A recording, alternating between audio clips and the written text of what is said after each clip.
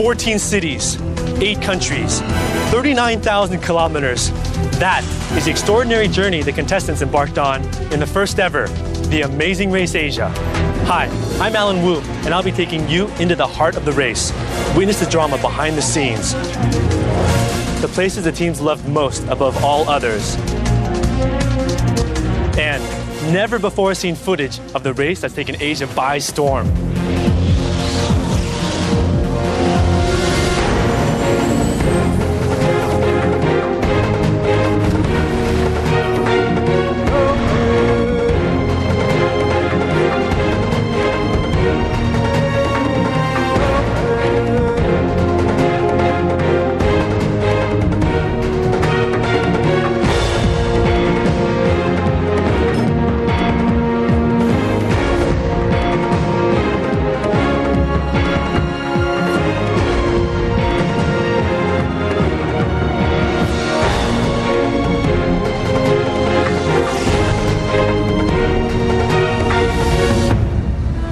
Teams began their unforgettable race around the world from the historic Datar Merdeka in the center of Kuala Lumpur, Malaysia.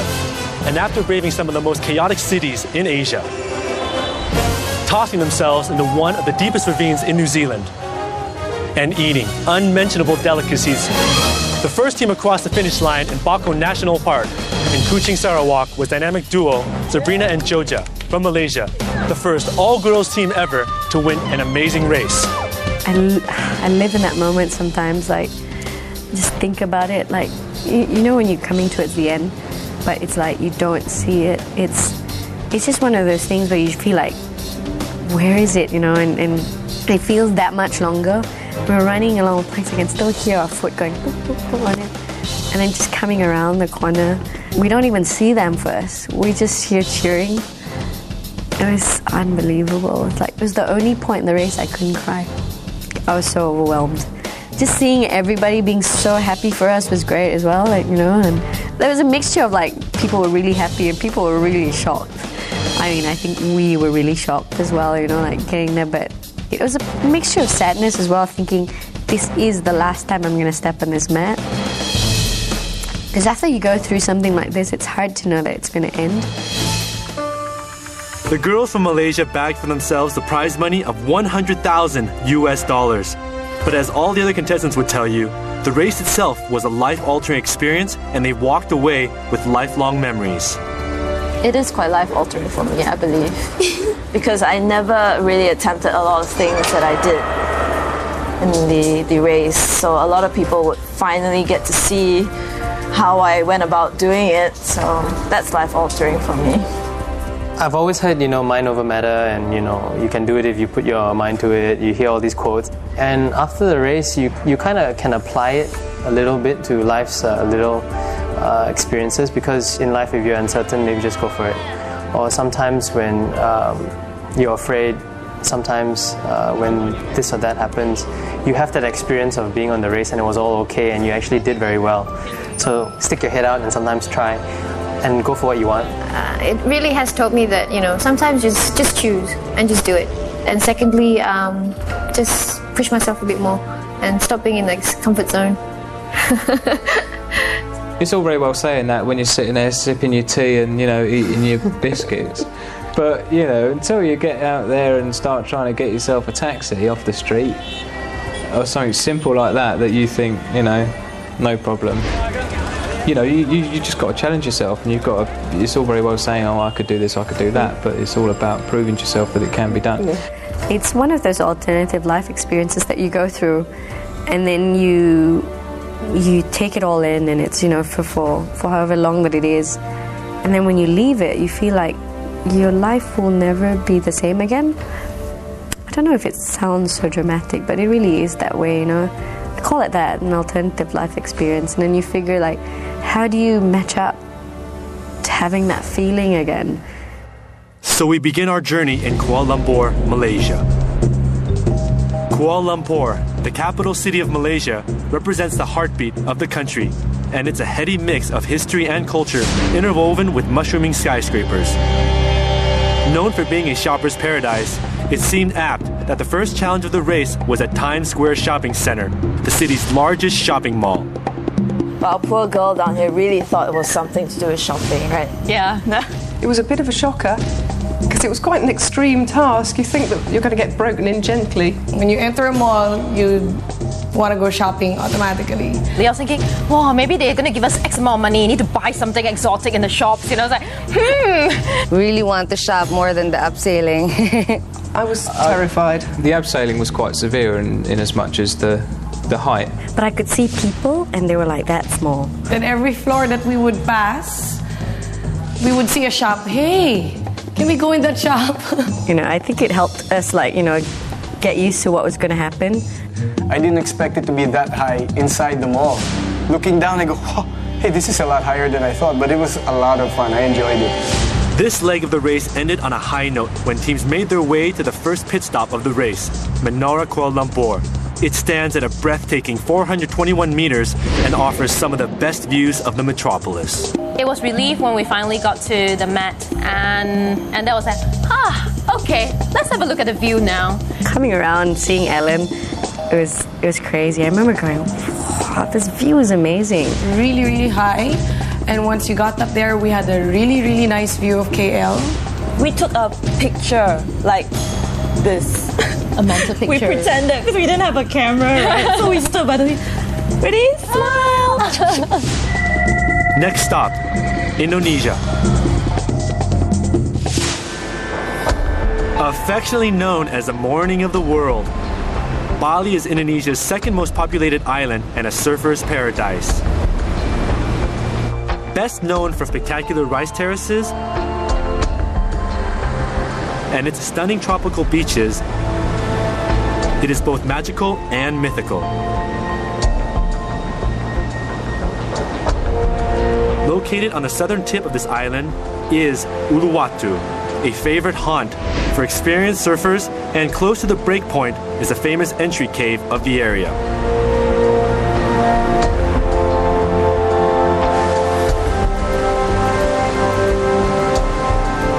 I know it's kind of like a surfer's paradise because the moment we walked in, I saw a lot of surfers and people just chilling out, and I'm thinking, I want to stay here for a while.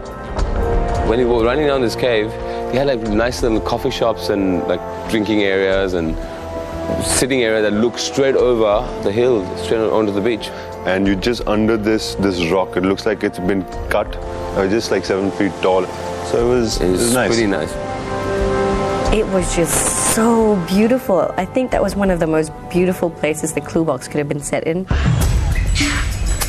About an hour away from Uluwatu Caves is the Ubud Monkey Forest, a sacred place of worship for the locals. It is also home to about 200 monkeys, which are said to protect the 3 holy temples in the area. Visitors to the forest are normally cautioned to hang on to their belongings, as the primates are known to steal them. No wonder that several clues went missing, driving the show's producers bananas. Yeah, they were stealing it, and one monkey, had the envelope in his little hands, and he was chewing and trying to do all sorts with it. But it was actually quite beautiful seeing all the monkeys on the pavement. I was scared of the monkeys. Yeah, but When you're was always the- scared. And I was like, And then they have little houses inside. They have, It's like one of those Lara Croft Tomb Raider thing where the monkeys are like guarding the temple while we were like looking for the clue. It's like you're like Tarzan and I'm like Jane. One of the team's favorite pit stops was Bali's Tanalat, the Hindu shrine on the south coast of Bali. It surprises even the most jaded tourist with its beauty. It was the most incredible location, right on the water's edge. I mean, you've got a temple on the edge of a beach. It's beautiful. Tanalat Temple was stunning, and the rocks and mountains around it were absolutely beautiful. You don't want to miss the sunset at Tanalat because when the sun sets right behind that temple, it's very picturesque. It's a really, really beautiful place.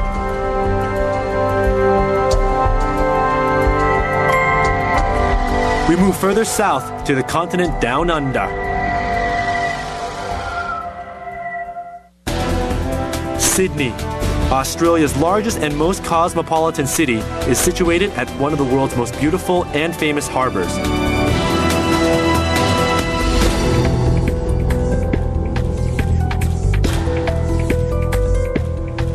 Nicknamed the Coat Hanger, the Sydney Harbour Bridge took 8 years to build and opened in 1932.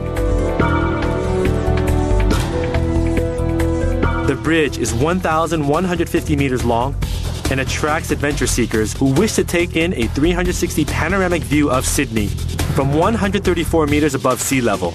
Definitely not for the faint of heart. I was absolutely speechless, basically, because I was enjoying the walk up. And I love getting some exercise early in the morning anyway. So it was a nice walk to go up and look at the entire Sydney at that point when everybody's waking up. Yeah. But when we got up there, it's kind of nice to see a city like when it's still, you know, in the morning and there's not that many cars and there's not that many people. So, you know, it's really, it was quite peaceful, it's quite spiritual at that point. The view is amazing. The climb's not that hard, so physically it's not particularly taxing. Yeah, everyone's saying, oh, I went to Sydney and we saw the harbour the bridge. It's like, yeah, we climbed that. First-time visitors to Sydney wouldn't know that Mrs. Macquarie's chair is actually a famous rock.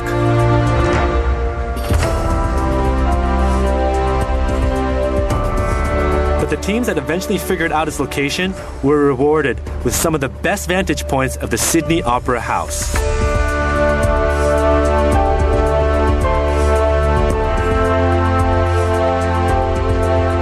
Circular Quay is a bustling hub of Sydney's harbour.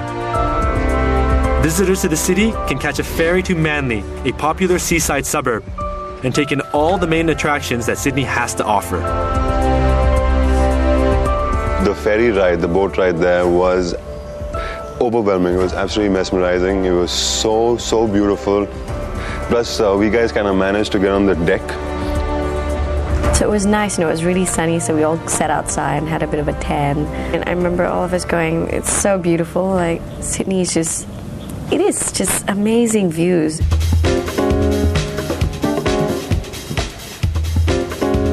Sydney is a beautiful city with plenty to offer, and its people are outgoing and spontaneous.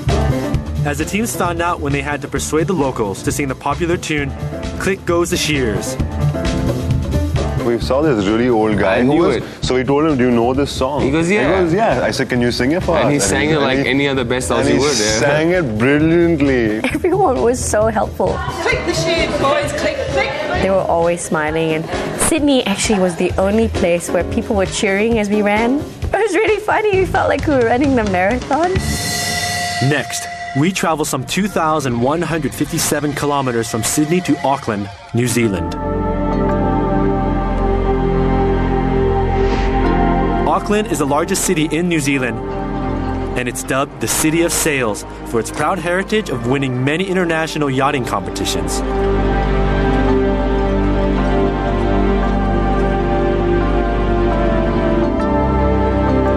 This charming city also boasts 2 mountain ranges, 48 volcanic cones, and more than 50 islands.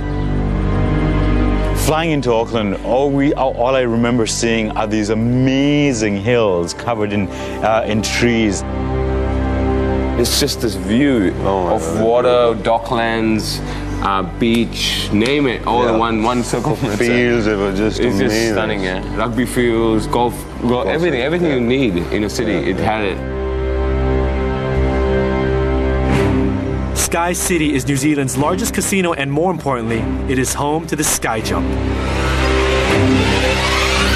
Adrenaline junkie teams were thrilled that they had to leap off the Sky Tower and plunge 192 meters, suspended only by a wire.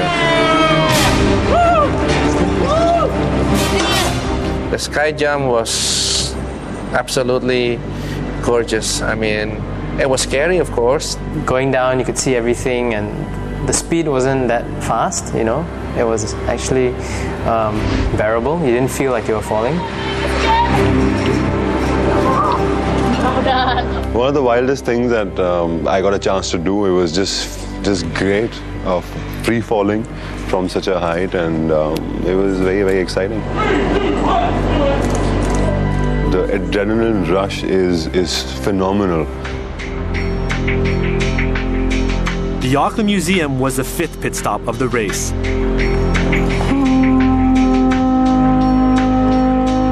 Located in the Auckland Domain with spectacular views of the city and harbour, The museum also serves as a war memorial. Next, teams travel to the south of New Zealand.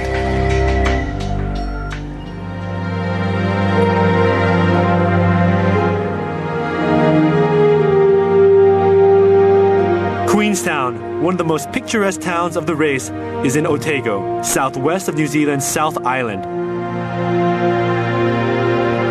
Built around an inlet on Lake Wakatipu, it has spectacular views of nearby mountains.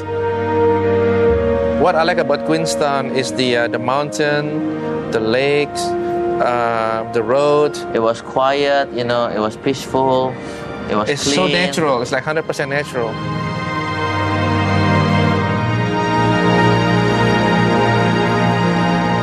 You got mountains everywhere. It's like picture perfect kind of view. I just think, you know, there's a place like this on Earth, and it's gorgeous. I would go there any day. It feels like wherever you go, you're standing in front of a blue screen of something someone painted, you know. And I said to Georgia, is that a snow-capped mountain? Does that look unreal or what? If it sets your heart racing, you'll find it in Queenstown. Reputed as a center for adventure tourism, Queenstown is the thrill seeker's paradise. I want the luge and the quad bikes in Sri Lanka because we just had an absolute blast on them. Oh yeah, we love the quad bikes. Quad bike was, I think, one of the most fun things to do. You have to go through many like off-road terrains, you know, like very dry and then very wet, and you have muddy. Very muddy. Apparently, you know, everyone else knew that when a quad bike is stuck in the mud, you're not meant to stand behind it and press the accelerator, but I had no idea, so I did exactly what I wasn't supposed to do. And I had mud everywhere. The luge was fantastic because it wasn't just about the luge. You had to go up a chair swing to get to the top. Being the speed demon that I am, I went whee all the way down, and we did that 4 times, and I actually really had a lot of fun. Yeah. Unexpected fun.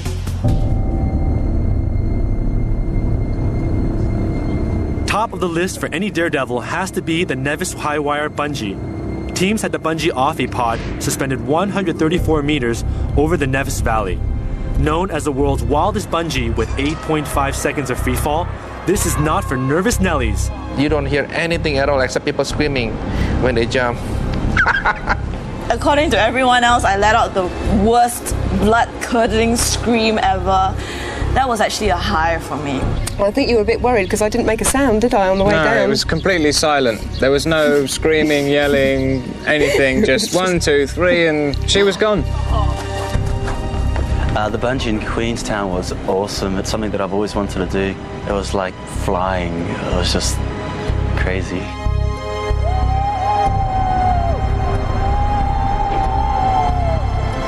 Both John and I are not keen on heights. Just really not, you know, my scene at all. But I did feel a complete satisfaction that I had completed the bungee and that we were still in the race. After that adrenaline rush, what better way to calm the nerves than to indulge in a glass of wine? Central Otago was previously a gold mining region that now has a reputation for producing premium wines.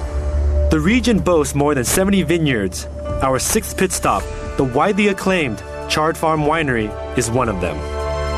The Chard Farm Winery is located on the side of a cliff. Yeah. You know, it's just right on top of the mountains, and you have to drive up to the mountains on a cliff. The winery's on the side, and we come to this really nice house, and it's nice and beige and really, really old looking, and we finally see Ellen. Ellen's always such a welcoming sight. Chard Farm wineries were just fantastic, and it felt very much like a family-run, owned vineyard, which is really nice to see. The refreshments were brilliant. I mean, we were taken down into the wine cellar where they had all the traditional barrels of wine. The smell was fantastic. Yeah, for anyone who likes wine, just go there and inhale. It was just beautiful. Up next, teams travel to the land of 1,000 smiles, Thailand.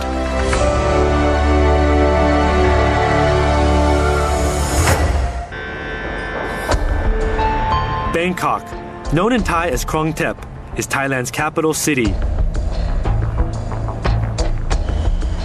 During the time when the main mode of transportation was by boat, Bangkok had an elaborate network of canals or klong, earning the city the nickname Venice of the East. Today, most of the canals have been filled in and replaced by traffic-congested streets. Bangkok is a buzzing city. It's got a very friendly atmosphere. It's like people everywhere walking, everyone has something to do. It's just chaos. And getting around Amazing Race in chaos was even like harder. If you do get a minute just to have a look around you, you do, particularly in Bangkok, it's extremely colourful. You have the best of both worlds. You have the, extremely rich culture. You've got, a great nation of people who are willing to help, and it's the land of smiles, as we know. The Golden Mount is part of the Wat Saket Temple located just outside the old royal city precincts. There are 316 steps to the top, from where you can get a 360 view of Bangkok.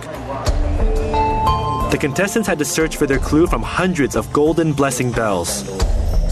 The temple itself was part of the whole Grand Palace setup, and it was very beautiful. And it was on a very high elevation, so you kind of ran up all these amazing steps right to the top, and there were, I don't know how many bells on top of this temple, which the sound of the bells chiming in the breeze was just very, very beautiful. There's a sense of peace in Thai temples. You immediately sort of slow down. Feel a sense of serenity, which in such a bustling metropolis is odd, but very welcome. The seventh pit stop of the race, Wat Po, sits on 20 acres of land, making it one of the largest temples in Bangkok. It is best known for the huge reclining Buddha that it houses, as well as for having the most number of Buddha images in Thailand.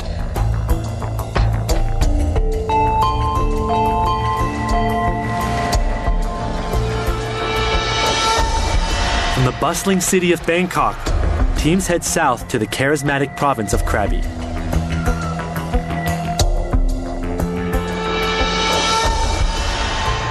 Krabi is a town on the west coast of southern Thailand, some 814 kilometers from the capital, Bangkok.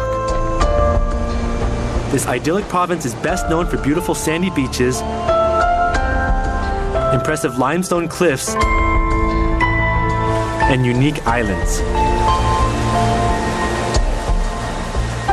I think the first thing that you notice when arriving in Krabi is the rock formations. The rock formations, which is pretty spectacular. Yeah, it was pretty impressive.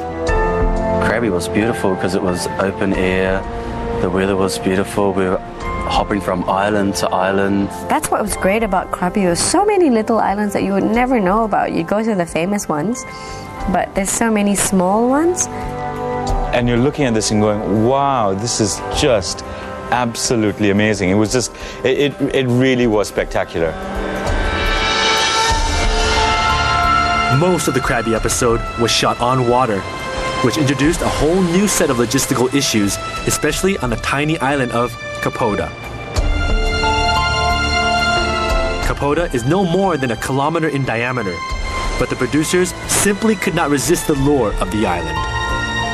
What was gorgeous about the day was that we were able to use the long-tail boats and go on the water. So at last was a new mode of transport rather than buses and taxis and running and everything like that. We did get a chance as we approached the island to see how beautiful it was. It was quite a larger island that we went to with a forest background and a nice beach that had been combed down into the sea. Krabi was good because it was a combination of really fun tasks with a really beautiful environment, and the boat journeys were all quite long in between each island, so you actually had time to sit. You didn't have a choice. You had time to sit back and enjoy where you were going, where you'd just been to, what was around you. Another island that dazzled teams and crew alike was Koh Hong, which means room in Thai. Entering this hidden lagoon left an indelible impression on everyone. We loved the lagoon. it's all closed like that, and the boat slowly goes across, and then you have to walk towards the clue box. It was stunning. It's different. It's like within a little, enclosure of limestone, and within that is such calm, water, and it's shallow. Just all of a sudden, just seeing the clue box like in the middle of this, like, it was just so stunning. That was probably the best place the clue box was ever set in. There's so many different islands you can hop to. It's well worth getting to Krabi, finding the nearest longtail boat driver and just hiring him for the day, and just get him to take you to all of the islands around Krabi, which every island is different in its own way, and you've got your own private beaches.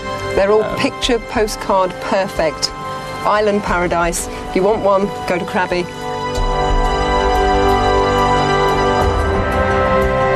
Coming up next, from the tranquil islands of Krabi, we move to the traffic-congested Calcutta. Calcutta is the capital city of the Indian state of West Bengal. With a population of 13 million, this vibrant city is a blend of chaos, congestion, and excitement. Living up to its nickname, City of Joy, Calcutta is a place that must be experienced. When we first got into Calcutta, it was like mayhem. Straight away, like, rush, get a cab. And it was cool because the cabs are those old yellow taxis that you don't see anywhere anymore. Everyone was beep, beep, beep, beep, beep, beep. That's all we heard all the way, and we got used to it. India, everyone kind of dreaded, everyone's got the stereotype image of India. But actually, at the moment we arrived, it was a lot of fun. We got straight off into a car chase that was really funny, like these sort of old school taxis, and then the whole day was really interesting.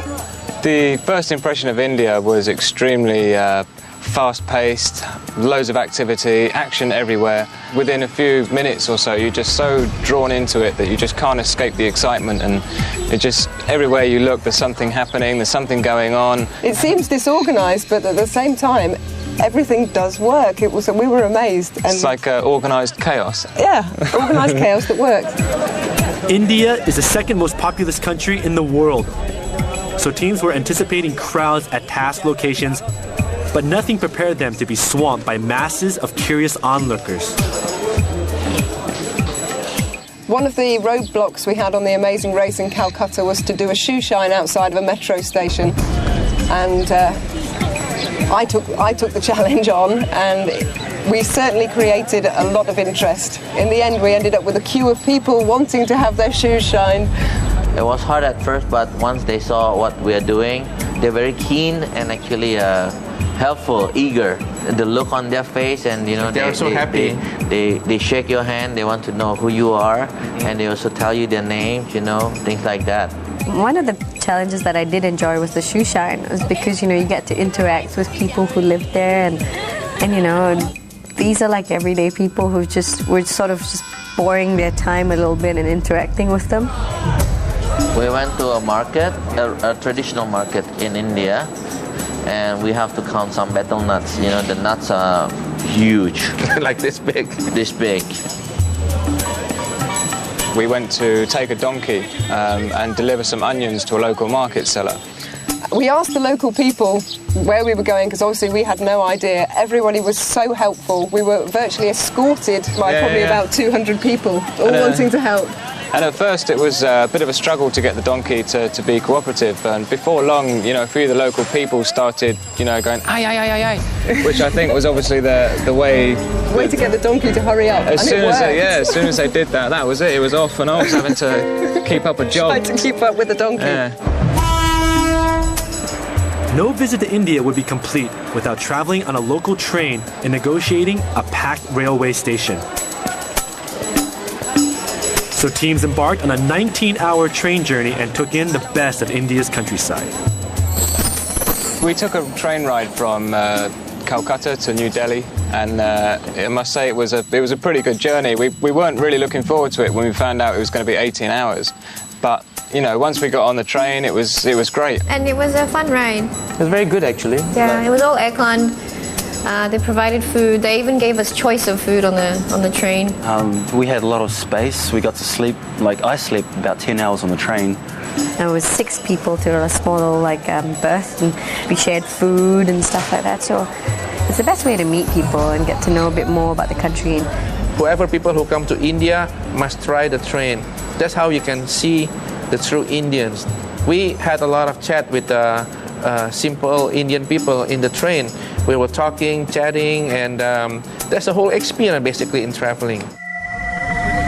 From India, the teams traveled to Dubai, the United Arab Emirates. Dubai, city of merchants and cultural crossroads, is located on the Persian Gulf and is one of the 7 emirates that comprises the United Arab Emirates.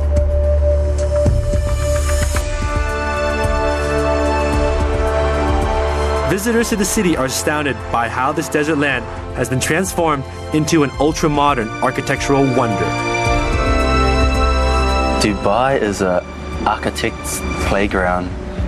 The buildings that are there are just amazing. They're like something out of a space program or something like that. Very modern architecture. All the buildings there, unbelievable design, you know. Everywhere you look, it's something completely different, and it was fun, and the people were interesting, and just I think all around Dubai was probably our best country. First impression of Dubai is people are rich there. Everything is clean, impeccable. The buildings are beautiful. The architecture is top notch. Like this super high-tech city, but it still hasn't forgotten its past. They even have snowboarding in the desert, together with camels, together with sand dunes all in one place. It just makes it, really, really special. The Dubai Creek is the reason Dubai exists. It divides the city into 2 parts, Deira and Bur Dubai, and was the driving force behind early trade with the outside world. The main mode of transportation is on a small wooden boat called an abras.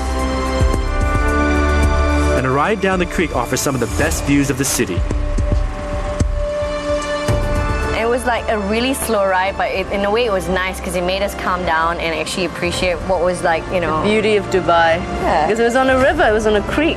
And it's clean. It's so clean. Who would have thought a desert had a beautiful blue river? Yeah.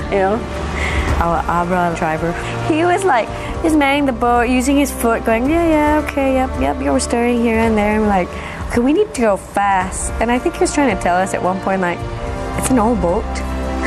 The fastest we're going is this. So just calm down and take in the views. Dubai brings new meaning to the phrase, streets paved with gold.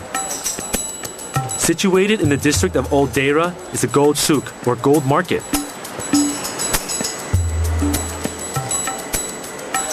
Dubai is reputed to be the city of gold because this bustling market offers the largest variety of gold for the lowest prices.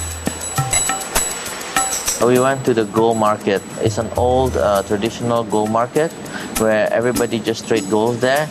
We went there were so many shops selling golds, And it was just shops of jewelry, just gold. Anything, if you want to find any gold, any jewelry, you definitely have to go there. The iconic Burj Al Arab, or the Tower of the Arabs, has changed the landscape of the Dubai skyline. Standing at 321 meters, it is one of the tallest hotels in the world. Rising in proud isolation from the shores of the Arabian Gulf, the Burj is an architectural and engineering marvel and the penultimate pit stop of the race. It was just so beautiful, the building itself. It's so special. No other building like that. And the water around it, at the bottom, it's just aqua blue. It was beautiful, it's perfect where they've set it, where the beach is. Well, we didn't get a chance to go inside the 7-star hotel. But the design itself represents, the magnificence of Dubai. When you see the hotel like that, it's in Dubai. It's spectacular. It is really architecture at its best, I think. We can't leave Dubai without mentioning the sprawling, endless stretches of desert that is synonymous with the country. This awe-inspiring natural wonder constantly changes with the shifting sands and is best enjoyed on camelback as you catch a glimpse of the magnificent Arabian sunset. Going to the desert was just magical. I've never been to a desert before. So when we were driving there and we finally turned up to this place on the sand dunes, it was like, oh, this is amazing. The color of the sand and the sand dune was just gorgeous, and the sunset was beautiful. And we slept outside, and that was really nice, really nice. And being out in the desert, for me it was the first time actually being in a desert. So, and that was just like, we got to spend the whole night sleeping under the stars in the desert. It was amazing. It was a totally Arabian experience. Yes, with 40 degrees outside. Heat, yeah. Coming up, the 3 remaining teams race toward their final pit stop.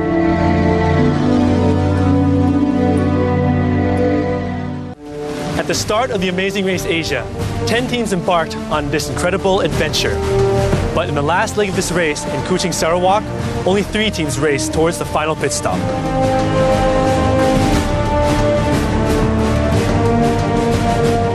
It was to be at Bako National Park, Sarawak's oldest park, located 37 kilometers northeast of the city. But even as they sprinted to the end, minds focused on the finish and their hearts pumping, this 2,728-hectare park didn't go unnoticed. The boat ride to the pit stop to Bako National Park was very serene, very beautiful. The rock formations were also very unique. It was a 40-minute ride. It felt like the longest, but the view was amazing. But we were nervous wreck, so it was hard to concentrate on the view when you had the pit stop, within sight. The only thing that I really remember about it is the boat ride over to the pit stop, which, although beautiful, just was very long. We were racing pretty much, and it came to nail biting, came down to just us and another team. They're already 10 minutes away, so I couldn't really take in anything except for let's get to the finish line, let's get to the finish line. It was nice going through the mangroves as well, and we saw a monkey. Yeah, the hibiscus monkey or something. Yeah, but I've never seen that monkey before. I know they have it in the national park. It was nice to see that monkey. Yeah, it was a surprise because we weren't there to see the monkey, and it was there. Yeah. Upholding the tradition of the Amazing Race, all previously eliminated teams were brought back to the final pit stop to cheer for and witness the crowning of the top teams. And if you've ever wondered what happened to the teams after they are eliminated, here's a show secret that's never been revealed before.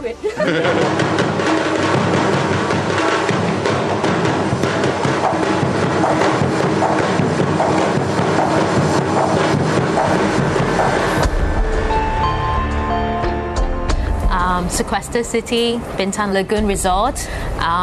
It's really your family resort. It has everything. It has numerous pools. It has got a lot of indoors and outdoors recreational activities available. They have several restaurants. There was a Japanese restaurant. There must have been perhaps 5 F&B outlets at least. There was a seafood place near to the beach. The buffet is pretty good too. I mean, the meals are, there's a lot of variety for the breakfast, the lunch. So it will keep a lot of people happy of all ages. The rooms that we've seen came with private balcony. They're good-sized rooms, so you have an area that you could actually sit down and play games. It's a chill-out corner. Yeah, there's a chill-out corner. Yeah, it's a very self-contained, all-in-one family getaway place.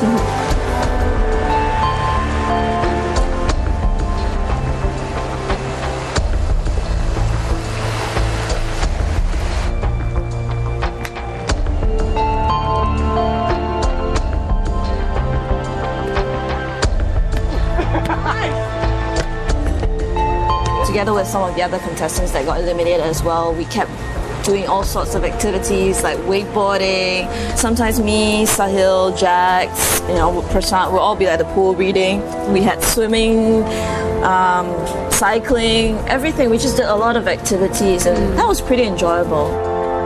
My day-to-day activity in Bintan Resort was very much related to recuperation. I had an average of a massage every other day when I was there.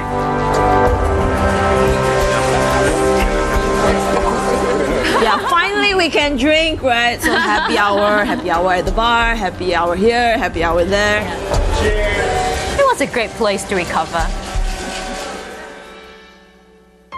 Life is all about challenges and how you deal with them, and I think being on The Amazing Race is a good opportunity to really prove to yourself. You know, you think you're going to be good at all this stuff, and you think, you know, I can do this, I can do that. It's an affirmation of your own ability. I was actually fulfilling another passion of mine, and that's a lot of adventure sports and activities.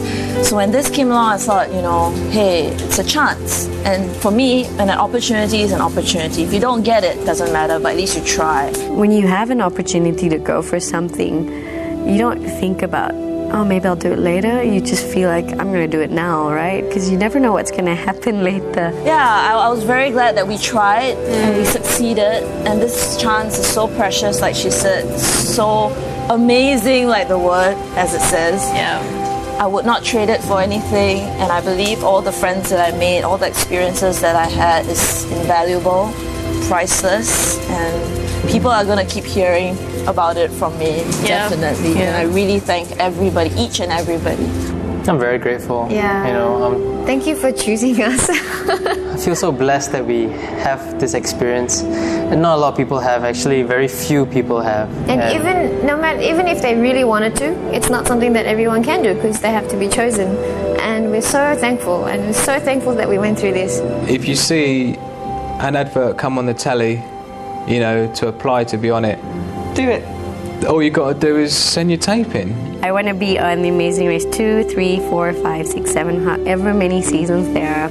Yeah, it's hard to be apart from this experience. You sort of just keep wanting more. It's like a drug.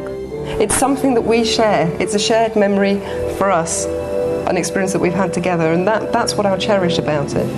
For me, I would like to say thank you, first and foremost, to my partner for dreaming of us as a team, and then making sure that we've got a great video to send to AXN, and to Michael, to so many members of the crew and the production team who supported us during the application process, who supported us throughout the race, and are still, many of them, very dear friends to us now. Thank you to all of you, and you'll always have a special place in my memory and my heart. I would be talking to my grandchildren and, you know, all the people who will come into my life later on about how wonderful it has all been. So there you have it. 10 teams, 14 cities, 39,000 kilometers, and one winner in the historic first season of The Amazing Race Asia. For the teams and hundreds of crew that work behind the scenes, this has been an unforgettable experience. If you wish to be a part of this experience next season, keep watching AXN for audition dates. Remember, you heard this first on Memories. We hope you enjoyed this special episode of The Amazing Race Asia, and as we stay here on the show, see you at the next pit stop.